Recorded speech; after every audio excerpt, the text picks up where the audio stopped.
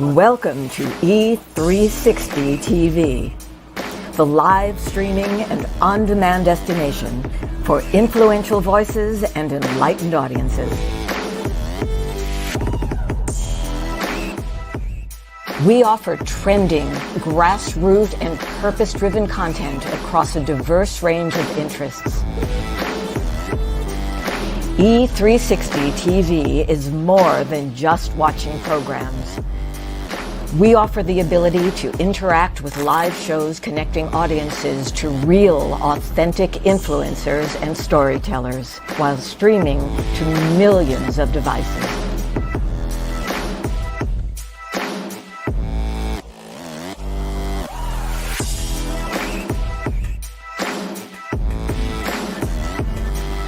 Real experiences. Raw conversation. One destination for it all. E360 TV. Hello, hello, hello. I have a question for you. Have you ever felt completely lost?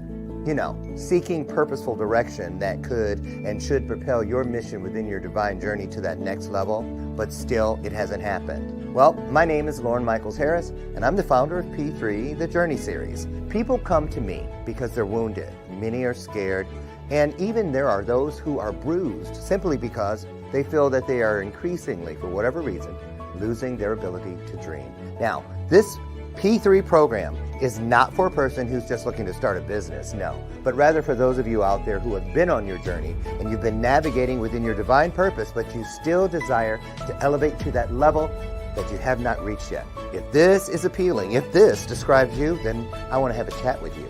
I want to hear your story. So use the link below to get registered for your free seat at P3, the Journey Series. And let's get started, one story at a time. I'll see you inside. Click the link.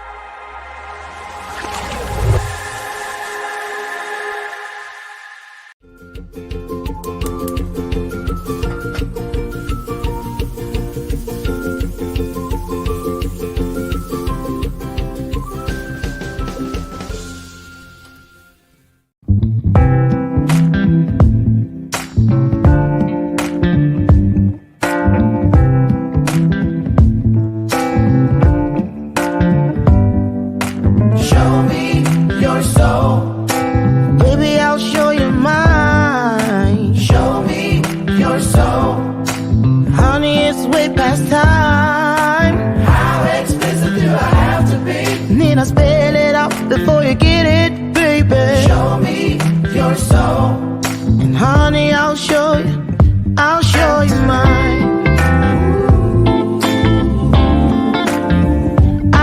you mine.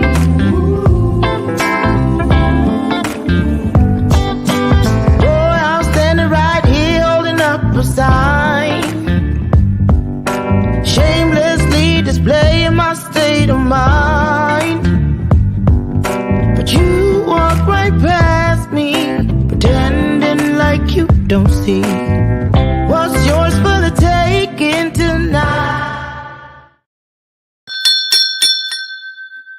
You caught me chewing the last of my breakfast, 2 Morningstar Farm vegetarian sausages, because the producers told me, quit eating your breakfast on the show. Because, I have bowls of cereal, stacks of pancakes, whatever I want.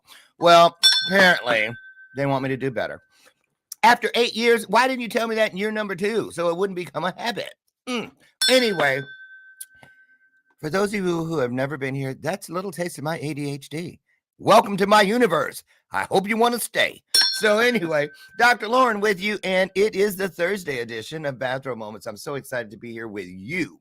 Why? Because when we come together, all of us, and we have that mindset, that heart set, that spirit of togetherness, which allows us to pour into each other and then go out and ease suffering somewhere in the world. You know what happens? Spiritual magic.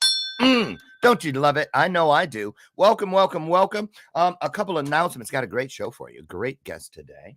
I was a little behind schedule today because today we have the banner, but it was from last year's event. But I'm still going to pop it up there real quick as I hold this up right here. Where is it? I was there last year. I'm back again for year number 2 as the MC. So be leaving a little later this morning to go to that. The Accelerator Business Summit, you guys, going on here in Chicago today and tomorrow. Around 700 tickets have been sold. And if you want to come, we still have room for you. The room holds, I think, 2,200, but there are a lot of vendors. How many vendors? 83 vendors are there this year. So there it is. XBS stands for Accelerator Business Summit Info.com. Okay. Excuse me. That's why they don't want me to eat. Welcome to the show, my sidekick, Miss Lucy McGillicuddy Ricardo. She's been here all 8 years. Oh, one last thing. Today and tomorrow, come on out. I'll be on the stage emceeing, and I want to see you. Great things going on. Now, what else? Today's guest. Let me tell you about Miss Martha. Martha has a pooch. I think it's Banshee. And I was reading all about their love story, because it really is a love story. Banshee being a rescue and all. It's all over Martha's website, but she does all kinds of stuff, you guys. I'm not kidding you. This woman, she first thing you see when you head to her website, she goes, make new and powerful decisions, right? Okay. And what got me to go, oh, I want to lean in on this woman and learn more. She has some of my favorite words right at the top. Above the fold, it's called, integrity, kindness, gratitude, all the things that matter. Why? Because those words right there, and there's a bunch more, they don't lead us to things that you can touch. Oh, look at that house, touch it. Oh, look at that beautiful car, touch it. Look at all these awards and degrees, touch them. No, those 3 words and a bunch of others like them, they're cousins. They lead us to things that you can feel. And trust me, when you leave this world, which we all will, you don't want to just be leaving looking around. Oh, where's the U-Haul? You're going to hitch to the hearse. There won't be one. You want to make sure you look around whenever that time comes and you're surrounded by things you can feel. So that's why I'm glad this woman is here today. She's never been here. So I want you to put your hearts on the screen. It's our digital way of applauding, because I hear her coming down the hall right now. Here she comes, Miss Martha Burich.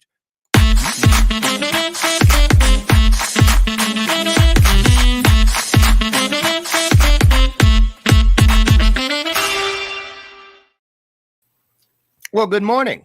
Good morning. Thank you so much. Absolutely fabulous introduction. Love it. Well, thank you.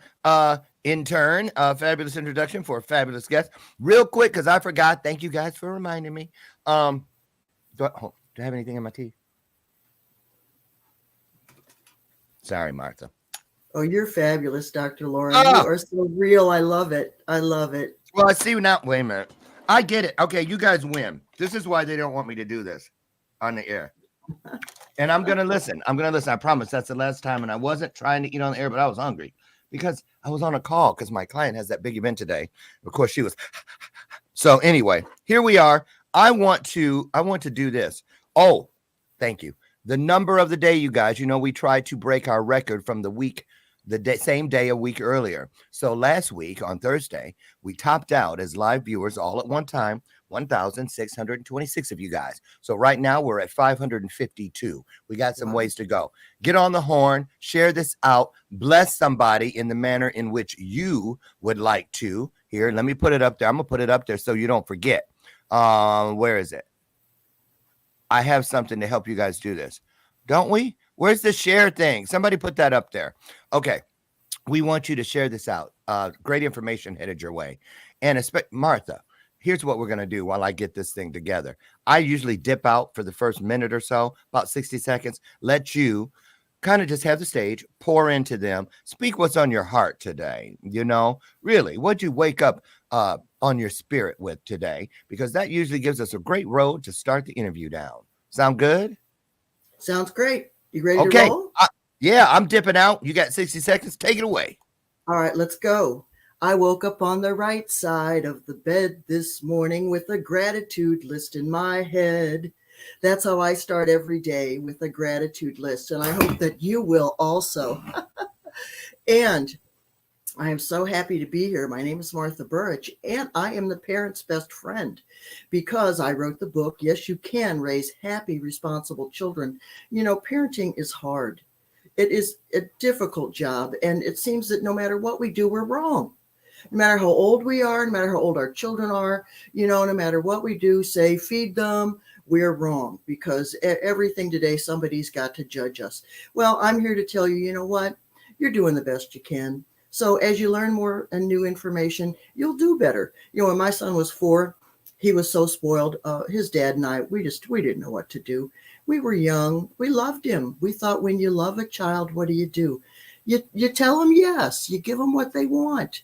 But unfortunately, that did backfire on us because he became very spoiled and he refused to take no for an answer. So I had to learn how to handle my child. And that's what I put in my book with, you know, it when you concentrate on it and when you think, you know what, we're going to work this through together. There's a solution to every problem.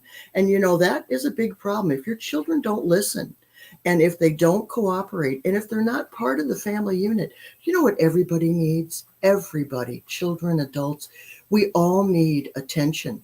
And we will get that attention any way we can. So we'll do good things for it, but if that doesn't work, we'll do bad things for it.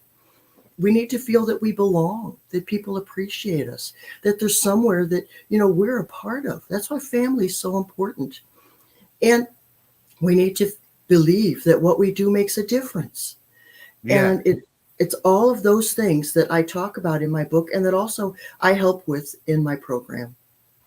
Yes, you can raise happy, responsible children. Oh, can we now? Well, I'm going to tell you something. I don't have any kids, but I have a lot of siblings who do.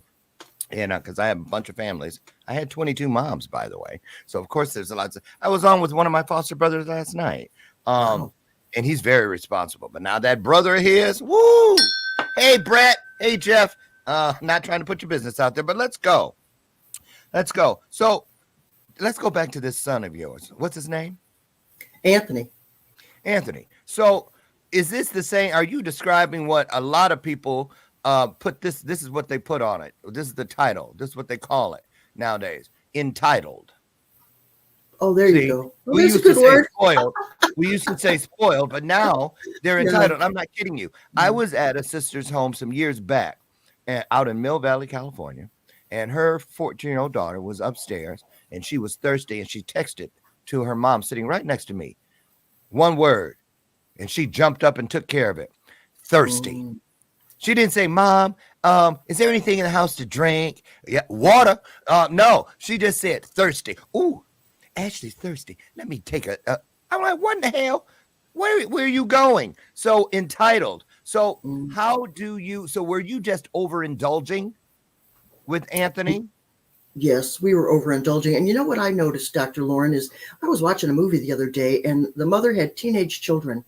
and they were having breakfast. So she gets up, she cooks all this food. Well, they're old enough to cook for themselves, excuse me. In fact, they could be cooking for the family. Why is it always mom or dad's responsibility? But anyway, so the children are sitting there with the food in front of them, and the son says, well, where's my orange juice? I want some orange juice. Excuse me? Mom went to the fridge and got it. They are old enough to do these things for themselves. I remember when I was pregnant with Anthony, I was in college, and there was a man who already had a child, and he said, I'm going to give you some advice. Never do for your child what he can do for himself. Duh, I should have listened to that. But too many of us don't. We want to be good parents. We want to show our children how we love them. But you know what? I have my parenting method is the 3 L's. Love them enough to say no.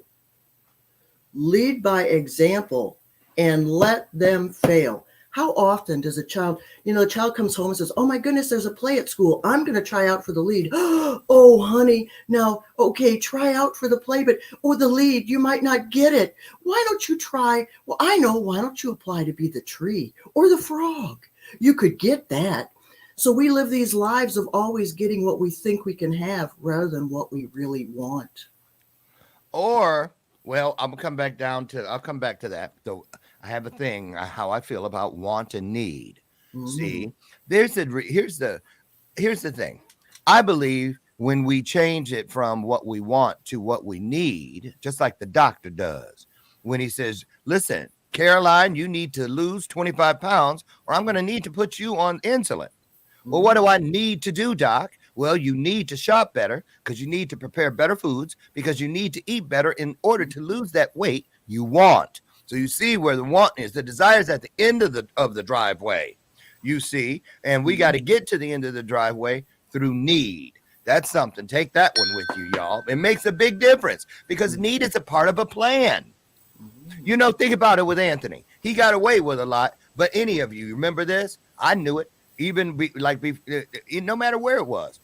If I had a friend and I heard their parents say, okay, go have a good time, honey. When you come home, you and I need to have a talk. As soon as they heard that friend didn't have any fun. The whole time we were out, they were distracted. They were like, what's wrong? Oh, no, nothing. Then it's because they were scared what was waiting on them when they came home. Because that need word holds a lot of weight. See, if she had said, when you come back, I want to have a talk with you. Okay, would have given it not a second thought. But that need is a powerful one. So let's go here. Is Anthony your only child? Yes, he's their only. And he's grown now. He has his own business. He's doing fine. So when you told him you were writing this book because of your spoiled ass, what'd he say? Well, what could he say? Does he agree? Does he believe? Because a lot of them believe. They know they were entitled, right? Oh yeah. He knows. Yeah, he was very fortunate. He was a very fortunate young man. And in your work, Martha, sorry to cut you off. Do you see that it is more prevalent in families where there's only one child? Well, the truth is that families with only one child, because of IQ distributions and things, children who are only children normally have higher IQs. So that's a really interesting phenomenon. But only children, some of them do have senses of entitlement. But Dr. Lauren, okay, if you have more than one, what do you deal with? Mom loved my brother better. Mom loved my sister better. So, whether you have one and with a sense of entitlement or you have two or more, as a parent, we're always dealing with something. And, you're going to hear that. Mom loved you. Mom loved my brother better, my sister better. Mom, you loved her better, blah, blah, blah. You're going to hear that until the day you die, because that's kind of seems to be the way of life, because we always want to have somebody to blame. Absolutely. Can't be me. It's not my fault. I want to just see if this ties in. What part of the world do you live in? I'm in Michigan. I'm from Michigan. And my husband's from Michigan. Where in Michigan are you? I'm about an hour north of Detroit. An hour north of Detroit. Yeah, kind of the center What's of the name state. There's a little town called Richmond. Richmond, Michigan. Yeah. Okay. Yeah. What's the biggest town closest to you? Richmond. Detroit. Really? Bay City, Grand Rapids. Bay City, Grand Rapids. Okay. Yeah. I'm from Niles, Michigan. down Okay. by South Bend, Indiana, the border. And then Oh, my okay. husband's Okay. from Kalamazoo. Oh, all right. Yeah, I went to college. In fact, I was kicked out of University. Western? Okay, yep, I was kicked That's out. where he went. He went to Western. But Western, when we were graduating, was no anybody who said they were going to Western. Oh, you're going to the party school? Remember, Oh, Western used to be known as the party. No, you know what the Ferris. Ferris was known as the party school. That's who it was. It wasn't Western. Sorry, Western. well, Yeah. I do have to say, okay, even though I got kicked out of 2 colleges, but guess what? I came back and I became a college child psychology professor. I became a high school special education teacher. So you know what? Failure, BFD, failure. Get up. Just That's get right. up. That's right. So, how interesting. So you have this background hanging around other people's kids. So you've seen a lot of, it's not just based on Anthony, the book. Oh, It's based no, on no. all the years that you've been doing All this right. work. Yes. So what are some of your, here we go. Let's start here. What are some of the common mistakes that you see, or not mistakes, because I believe there aren't mistakes. That's just the universe keeping our shit interesting. Excuse me. But what about missteps or stumbles that parents, common ones that could lead to an irresponsible child or not? Number one, only attending to the child when they misbehave. All you ever notice is what they're doing wrong. And, we think we're being good parents, correcting our children. Guess what? What you're doing is reinforcing that bad behavior. And now the child, what's our basic need? Attention, belonging. Well, if They the only only one pay to get your attention to me when attention. I act out. Exactly. And so the child doesn't know any better. So we think the child's being willful, when in actuality, we have taught them to misbehave. So I always recommend, you know what? Start looking every single day. Tell your child something you like about them. You know what? I notice how nice you are to other people. I really like that. I noticed you put your dishes in the sink. You're really organized. I like that. Say something nice to your child every day. And you know what? If you have a spouse, include them, okay? It helps all relationships. But, Got that right. Happy wife, happy life, happy husband. Nothing rhymes with it. But anyway. Well, you know what? Happy spouse. Happy spouse. Period. Or happy person in relationship. Because you know what? All relationships are 2 people, aren't they? That's right. So That's we right. want Oh, wait a minute. I know a few that's 3. I know Okay. some thruples. All right. Well, anyway, so appreciate all these modern people, Martha. If somebody's in your life, appreciate them. Absolutely. Them. So that's number one. Number one, notice what your child does and say something about it. Does right. sounds good. Now, what about this? What about parents who want to be their child's best friend? No. Your friends get you in trouble. Okay. Okay. As a parent, you are a leader. It is your job to lead and to be a good example. You cannot be your child's friend, because a friend is there. You have to be the good example, and you have to be the final authority. I'm not going to listen to my friend, but my parent says, you know what? I love you and I want what's best for you. Yeah. So I need you to do what I'm telling you. And the children, when you've been a good and effective parent, they know that what you're saying is true and they will listen. But if you're just their friend, well, you're just one of them. You're just right. Oh, you guys were getting close. We're at 1446. We're going for 1627 to break last week's record. Keep going. Keep sharing it out. Let me put this up here. Hold on. And I forgot to put it up there. Where is it? Something's wrong with me today. Oh, here we go. Okay. So let me ask you this. Should I leave that up there? I will. Just for a minute. Come on, let's do it. So the book, is it for just people who are new parents or expectant? They're going to start a family. They're pregnant. They have little ones. Or what about the person who has an 8, a 9, and a 12-year-old? Can this book help them midstream is the question. It's really for ages 2 to 20. And you know what? You get a child when you get a child. All right. So you're a step parent. You come into the child's life when they're 7 or 8. Well, you can change. You can change any behavior. Let me tell you a story about Napoleon Hill. Okay. Napoleon Hill was he wrote Think and Grow Rich. Oh, yeah. He was rotten, and he was really on the way to be doing really bad things when he was young, because the only time he got attention was when he did bad. And his dad, when the father introduced him to his stepmother to be, he said, "Oh, that's Napoleon. He's nothing but trouble." And his future stepmother looked at him and she said, "You know what? He looks like a fine young man to me. And I know that we're going to have a wonderful relationship." And this makes me tear up because he says that changed his life. Ooh, That one woman believing in him and not listening to the negative. That right. is so important. It's very important. I used to hear friends, this was before I entered foster care. So that says from 9 years down, because I went in at 9. I would hear people say I don't know who I don't remember the names or anything, but I remember hearing kids, "You're just like your no good dad. You're going to end up just like your stupid father in prison." Things like that. Self-fulfilling prophecies, or coming from the people who you feel should trust and protect you. And it happens more than we know. So, but wait a minute.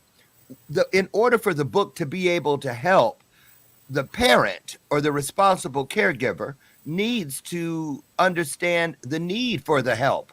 So how do you get people? Because usually, like when I have a kids program, the Power of We Symposium, and I went out and before I started it and hung out with Lisa Nichols out in California. Lisa Nichols, the speaker. She has a program called Igniting the Teen Spirit. And so I went out there, and the parents dropped the kids off at the beginning of the weekend and they picked them up, but they were a part of the opening and closing. And it was the parents who broke down and cried and said, "I didn't realize I was responsible for this, that, and the other." So let's talk about that. Even teachers, when I do stuff at high burnout industries, number one, special education. The teachers that are running for the hills, not even after 2 years of being on the job, going to general education, say it's number one, being buried in AEP reports, that sort of thing. But number two, the parents won't cooperate. They don't believe that their special needs child will ever be able to do anything. They're not capable of what you say. So why is it that sometimes the parents are the ones that are just like they're building a wall around growth? What is that? Why is that? I thought it was an innate thing, Martha. I don't have any kids per se. Well, you're surrounded by people who pretty much tell you, okay, remember that Milgram experiment where they had the guy with the heart problem and he was trying to learn something. And so they had the people in the experiment on the other side. And they said, if he makes a mistake, you have to turn up the electricity. Well, the guy wasn't really connected to electricity, but he was an actor. So they could only hear him screaming and crying. Well, they would turn up the electricity. The man would scream. And they would look at the authority figure, and the authority figure would say, more electricity. 7 out of 10 people turned up the electricity so high that the man would die. And the man was screaming, "I'm having a heart attack," and they would look to the authority figure and they would do that. Well, only 3 out of 10 did their own conscience and said, "I'm not going to do this anymore. I'm not going to hurt that human being."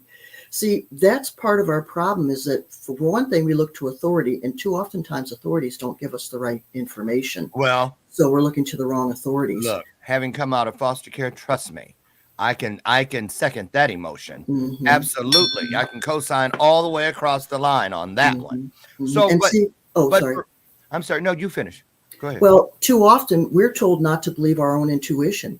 When you're little and you wake up and you say, "Mommy, I'm still tired." You're still tired. You just woke up. So that's denying what the child feels, when what we really should say is, "Well, Maybe honey, you need to go to bed earlier you tonight. just woke up, but you're still tired. Do you think you need to sleep some more? Do you think you can make it through the day? What do you think?" Acknowledge what the child says. And let them and hear them. Hear them. Actually hear them. Don't just listen. Hear them. People don't hear. They're always telling. Makes sense. And that makes us doubt ourselves. So then we grow up to be doubting. We have this intuition, but we don't believe it. Now, right there, here's a teaching moment. I have a 5-prong system that I teach my clients, and it's true. Starting with doubt. Doubt leads to worry. Worry leads to fear. Fear leads to anger, and anger leads to destruction. So keep Mm. that in mind. If we leave doubt out, these four have no teeth and they have no talons. Try it. You just might like it. Seriously. But what about this? Parents, I thought that for people who have children, that it was an innate thing deep down in the core that all you desire is for it to be better for your children. I want you to have a better life, more opportunities than I did. So why is it some parents, they have a child and they just don't give a shit? I don't know. I really don't know. I think part of that is, we have a thing called the bondage of self, and most of us in especially developed countries are so wrapped up in it, and we don't understand me, me, me, me, me. All we see is the world in our view. Let me give you an example. When Banshee was a puppy, I used to have to take him out. And I'm in Michigan, okay? I'm in Michigan, Dr. White. Yes, snow up to here sometimes. In the morning, yes, there's the snow. And so I would have to take him out 2:00 in the morning to go potty. And I'd be like, oh, poor me, poor me. Oh, I have to take this dog out at 2 a.m. and let him go potty. Oh, poor Martha. Well, you know what? Guess what? The dog needed to go potty, didn't he? What I needed to see it was that I was helping that dog and helping that dog feel comfort and security and knowing that when he has needs, somebody will be there for him. But see, I didn't see it that way. I saw it as, oh, I'm disadvantaged. Oh, I got to go out in the snow. What? Where's the dog? The dog's in the snow too. You think he likes it that much? But no, I only see it in terms of me. And I'll give you one other example. This was a girl from the... Yeah, he's a sweetheart. He's a sweetheart. Yes. This was a girl from the treatment center, a young mother. She was a heroin addict. But she stopped. So she stopped for about 6 months. And then I saw her again at the treatment center because I go every week to talk to the addicts and alcoholics. And I said, what are you doing here? What happened? And she said, my mother died. And I said, oh, your dad's wife died. Your brother's mother died. Your son's grandma died. But all you could think about was that you were hurting. And you made it worse for everybody else. Now, nobody else could grieve. They all had to worry about your butt and worrying that you're going to kill yourself with your drugs. And they did not get to grieve because they all had to focus on you. Is that what you're talking about? Oh, your mother died. See, that's the bondage of self. Me, me, me, me, me. We don't see Marsha. things. Yeah, affect others. Shout out to Jan Brady, Eve Plum. Right. So let's go back to the treatment center, though, for a minute. That's interesting. Didn't see that in your bio or anywhere on your work. Why? Usually there's a connector when a person pours back into a certain scene of a crime for a lot of people. Why? Where's that come from? Why do you go there once a week? Why is that a ritual? I also go to the jail. I've never been in jail, but I go to the jail every week to talk to the alcoholics and the addicts. And here's why. I've been sober for a while, but I used to drink, and I am an alcoholic. And I'm going to say that because I can't just have one. There you go. I cannot have just one drink. If I have one, it doesn't stop. So I was able to, I'm not going to say control, but put a damper on it. I always had jobs I loved. So I usually would only drink in the weekend. And boy, I could not race home fast enough on Friday to get to that bottle. But after I retired, guess what? I had all the time in the world. And the next thing you know, I'm drinking all the time. And I thought, okay, this is not working well for me. So I did go to AA, and it did work for me because someone said to me, no matter what happens, I will not drink or drug today. I use that as my mantra, and I just worry about today. I worry about today. Here, 14-year addiction. Yeah. There you go. Absolutely. There you go. That's why I asked. Because see, that's the thing. I'm gonna tell you guys, that is like the top coat on a manicure. When you have painted the nail and you've painted over that thing you don't want anymore, it does not serve you. For me, it was drugs and whatnot. I can't. Some people are like, oh, I can't go out. There might be some alcohol there. Oh, I don't want to go around those people. They might trigger me. Oh, you know what I'm saying? That's how I stay out of the world myself, is to stay in it by serving other people and sharing how I got out. Here's a hand. Take this rope. Let's go. So thank you for that. And thank you because you did not have to be that vulnerable. You see what I'm Right. saying? It wasn't out Yeah. there for me to find. So thank you for that. Seriously. Well, So it's a big part of my identity. And, the jail, when I decided to go to the jail, I thought, you know what? I used to teach high school. I can handle anybody. I know that's right. Judy, let me ask you something. When you're talking to these addicts and inmates, do you ever see younger versions in them of kids that that crossed your path years ago? Like, ooh, he reminds me of that boy that time at Clemson Elementary or junior high, or you know what I'm Oh, saying? yeah. Oh, And yeah. guess what the question is? Oh, yeah. Are there indicators that you saw in young people that when you go see these addicts, that's that very thing? There it is. There it That is. And what extreme is defensiveness, extreme defensiveness. You'll see that explain a that? lot at school. The children are so afraid to fail, and so ashamed and embarrassed when they can't do things. That hinders us. But I was the same way. Lauren, when I was a teenager, I was so shy that I had to see a therapist, and we had to work on me saying hello to people. I was so afraid of people. And I used to have to practice going to the grocery store and looking at people and smiling, because if somebody didn't smile back, I would be all upset, like, what's wrong with me? They didn't smile at me. They don't And like I me. had to learn. Yes, they I don't must like be me. ugly. Why won't There you people go. like me? Right. Where did that originate? Do you know? Well, you know what? We all want to blame. I'll tell you another story. Okay.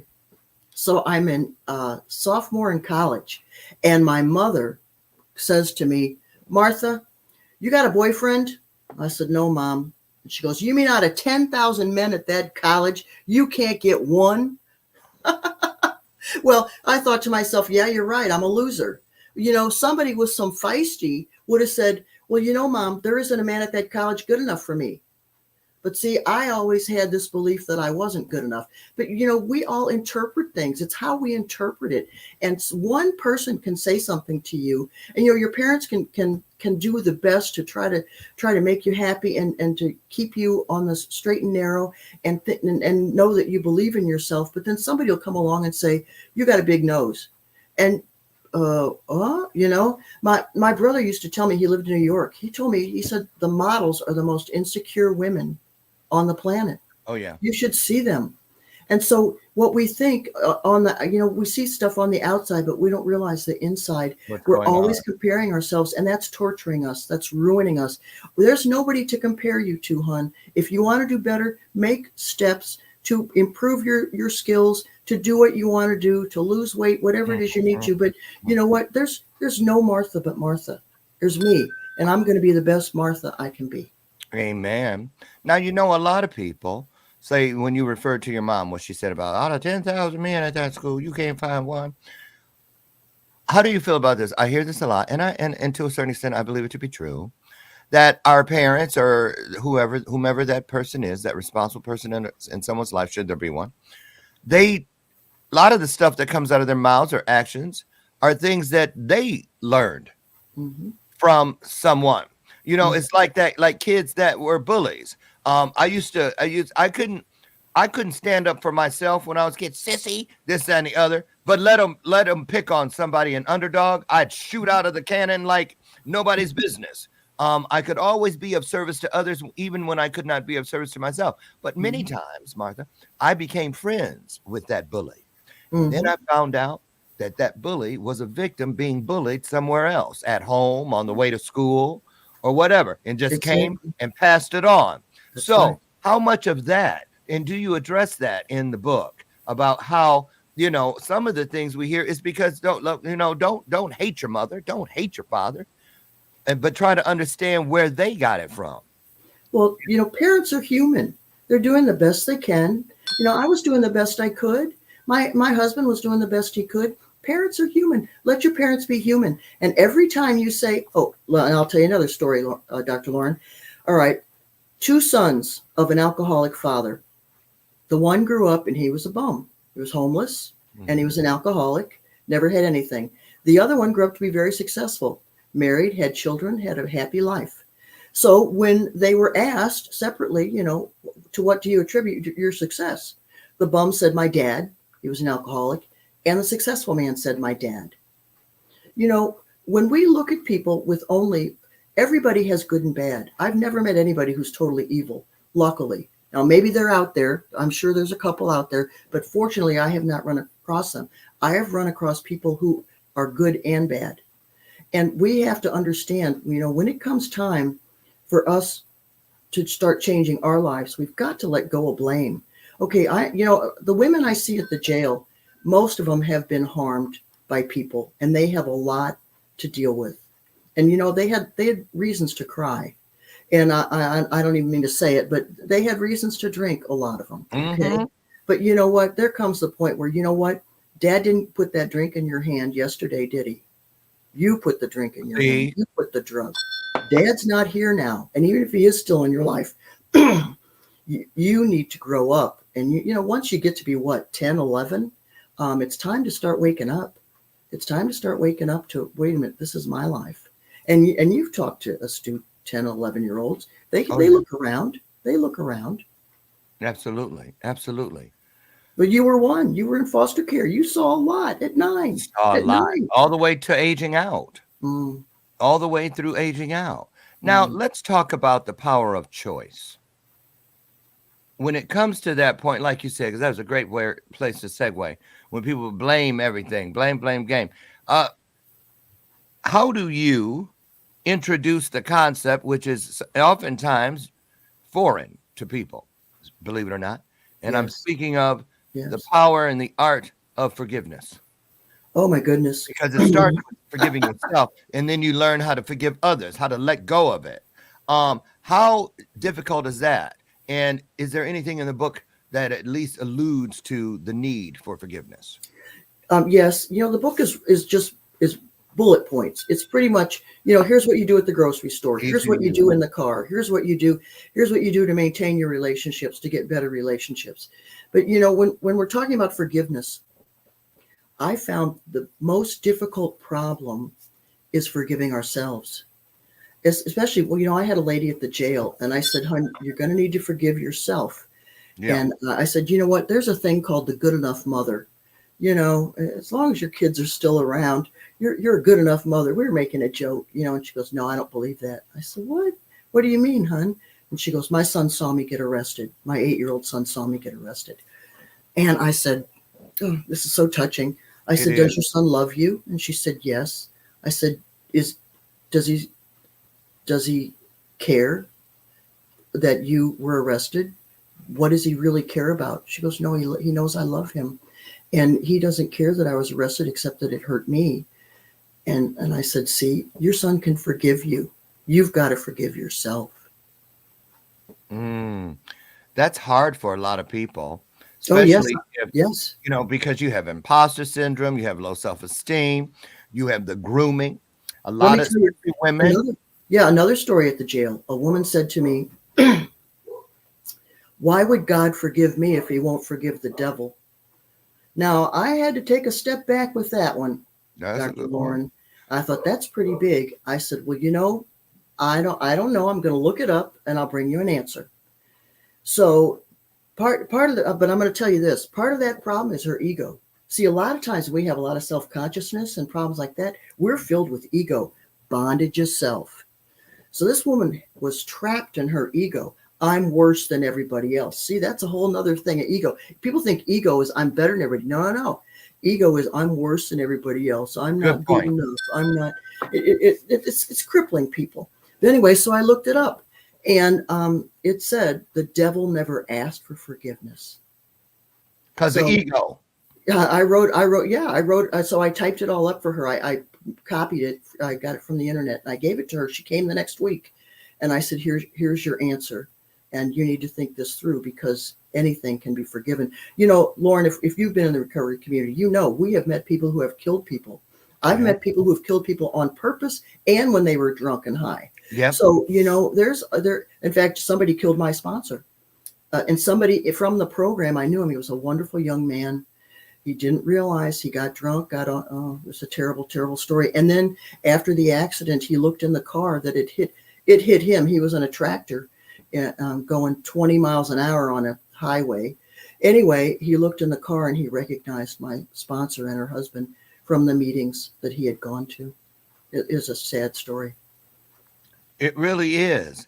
And the thing, another reason why I just love this um work that you're doing is because a lot of people don't understand that sometimes our actions are not they produce consequences that are not do-overs. Mm, They're not do-overs. And that's why, and this is where I go from that point, because that's kind of scary for people, yeah. but that is the reason it's so important to understand intuition. Hmm. How many times did I find myself in the drunk tank going, I knew I shouldn't have got, something told me not to get in that car. I knew I shouldn't have went over there to hang out with them. Every time I don't listen to my first mind, this is what happens. Why? Because it's written right out after your first mind, which I believe is directly connected to the creator. The next category is aptly named second, guessing. You cannot Hmm. guess. It's like a roulette wheel. It's like playing Russian roulette. One of these times you're going to find the chamber that has the bullet inside. That's right. So And your instincts. So let's talk about instincts. How does a person override what they're hearing from an outside source, especially when it's a trusted, I mm, use that term loosely, outside source, to listen to what they are internally? Because if they don't understand where it's coming from, they don't understand the power behind it. Talk about that if you could. well, it requires a lot of practice, Dr. Lauren, and you've got to really be focused on it. And we live in a society, let's face it, you got to turn off that television, turn off the noise. You've Mm, got to be able to hear your own thoughts. We are mm, being bombarded with too many other people's opinions and thoughts and beliefs that they're trying to make us believe. And we don't even realize it half the time. And I'm talking about, you're just watching an advertisement, and some of them are just it's getting to be ridiculous. Where, okay, here's an example. Everything's a medicine. Everything's a medicine. You got a little bitty headache. You got this. You got that. There's a medicine for it. Well, if you believe that, you're going to be doing nothing but taking medicine. And what all does the every time. medicine do? It dulls your mind. Dulls your mind. You Yes, don't it realize does. it, and it Yes, certainly it dulls your does. intuition. So yes. So, but every single magazine, I remember looking at Reader's Digest 20 years ago. I noticed something was funny with the ads. They were all for medicines. But anyway, so you're listening, you're watching these movies, and what are you doing? You're getting scared, scared, scared, scared. You're scared all the time. You don't know what's real. What do I believe? That's why you got to turn it all off.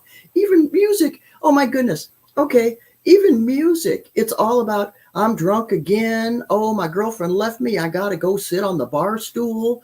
Oh my Mm, goodness, let's go party. Good, let's have a good party. We got some drugs. What?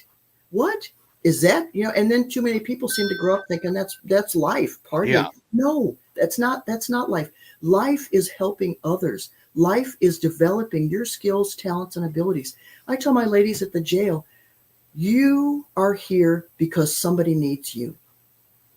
You need to develop yourself and get over yourself because there are people who will only listen to you. You have skills, talents, and abilities and experiences that somebody needs, and only you can do it. absolutely right. Absolutely. Now, we got 7 minutes left, Okay. Martha, and I wanted to ask you about this. Because a lot of people turn aside. I go, what? And I love introducing it because it knocks people a little loopy. It blindsides them when they hear it, but it's true. I believe that trauma, whenever, every time, or whenever it has entered into a person's life, especially children, and I tell kids this. Don't let me tell you about that time when that happened and you were taken from your family or whatever, or that happened and that person touched you in the wrong way. It's not just about one thing. Guess what? Here's the good news. The moment that happened, that trauma, you were literally touched. You were marked by whatever you believe to be greater than you, God, source, universe. You were marked in that moment for greatness. Mm, You were marked for greatness. Everything that I thought happened to me mm, today at 62, and it took decades to get to this statement, I now realize it's not some cliche. It happened for me. mm, It got me here. mm, It really did. It got me here. Like I say, I don't believe that there are mistakes. That's just what's greater than us, keeping all of our shit interesting. mm. So how is it that you get up every day and go out to ease this suffering in the world where you go? Because it seems like little bitty bites on a great big apple. In other words, sometimes the issue, we can't see it changing because it's bigger than we are. So what keeps you invested in the work? See, you're retired. That's when you were going to work. This is the work. It's not what you're paid for. It is what you were made for. Talk about where you go and why you go consistently to ease this suffering. What's it do for you? What's in it for you? Oh boy, that's such a good point. Knowing that I'm useful, what are those things that every person needs? They need attention, they need belonging, and they need to know they contribute. This is my contribution. And you know what? I'm not out to change the world. I'm out to change myself. Uh-oh. I can't change. I can't change. Here's how you change the world. You look in the mirror and you say, what can you do better? How can I be better? And too often we have opinions about how other people should behave. You know what? Shut up, you.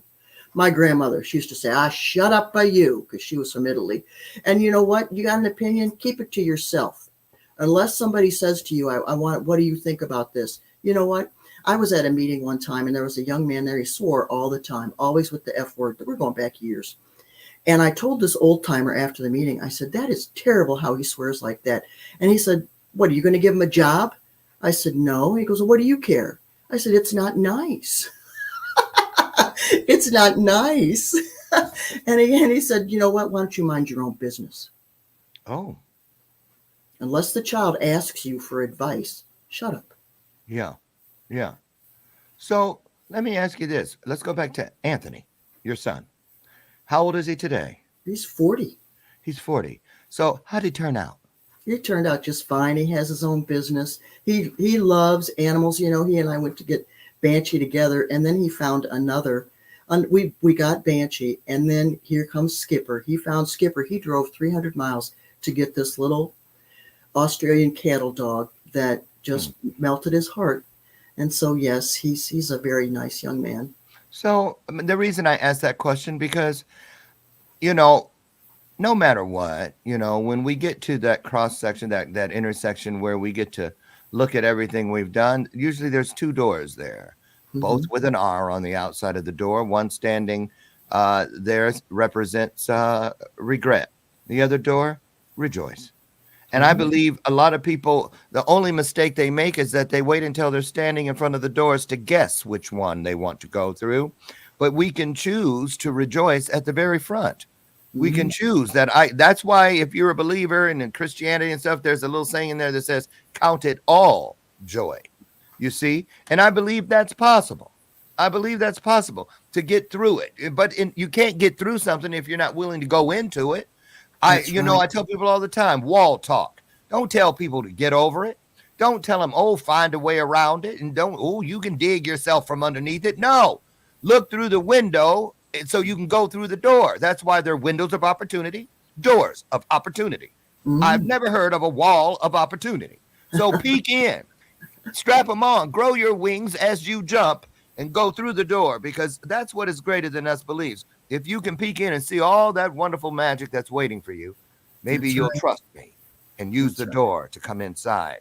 Okay? So let's talk about this. Give us a joy report, a short story on one of the people that you have met in your travels that thought they were hopeless. And then it all turned around and they came back and shared with you. You said one thing to me and it changed my life. Anything? Oh, yes. This was at the jail. And this was when I was at a AA meeting once, and I thought, man, I'm bored. Now, you know what that means when you're bored. It means that you're not listening. But I didn't know it then. Okay. And I thought, I'll go to the jail. I can go to the jail. I was a teacher. I can handle anything. Well, there was a woman at the jail that I knew. So when I came walking in there, she was absolutely astounded. And a few months later, she said to me, she got out and she's doing really, really well. Anyway, a few months later, she said to me, I used to pray every day that I could contact you when I was in that jail. I prayed every day for over a month. And she said, and then one day you came walking in to host the AA meeting. She said, I cannot tell you how much you have helped me in my sobriety and changed my life. I thought, whoa. Powerful. That's a big one. Yeah. Yeah. Very Because powerful. she was really hopeless. She was like, I've lost everything. What am I going to do in my life? I said, honey, you just live one day at a time. The seeds of tomorrow are in today. You do the right thing today. Ooh, love that. The seeds of tomorrow are in today. Now, listen, you all, unfortunately, we're out of time today, but it's out there. The seeds have been cast. It's up to you to nurture them. Take what you've learned here today and look for an E and an R somewhere in your world today. Take great to greater. Take nice to nicer. Take bold to bolder. Because when you do that tomorrow, when you wake up, guess what? Those two letters will have reversed themselves and will be waiting for you, because you will arise from wherever you were into being refreshed, replenished, renewed, and most importantly, remembered to why it's important to be consistent. So wash, rinse, and repeat. That's what you do. I'm so excited. Listen, on the screen, ticker taping below as we speak, is one of the roads to Martha. It's marthaburich.com. Head over. There's also YouTube. There it is on the screen now. There's also a link you may have noticed already inside your comment section. That's the link to pick up the book. That's what's there about raising responsible young people, children, right? Yes, you can raise happy and responsible children. Not a question. The jury's not out. It is a statement. The verdict has returned. You can do it. Yes, right? Definitely. Okay, I want to thank you so much, Martha, for coming today. Hang out backstage for a second. I got something for you. And you all, come on back tomorrow. I'll be on stage, so it'll be a rerun, but it'll be a humdinger. We promise you that. I'll be back live, God willing, Monday morning at 8 a.m. Central, and I promise to meet you right over there, as always, on the front porch. We're together. We can agree to have another illuminated conversation. Now you get out of here. Don't let my screen door slam on the way out. And remember, Dr. Lauren tells you every day, I love, love, love you, and there ain't a damn thing you can do about it. Take that with you. Martha, great job. Thank you so much. Thanks. Thank you so much. Thanks. Bye, everybody. Have a great weekend.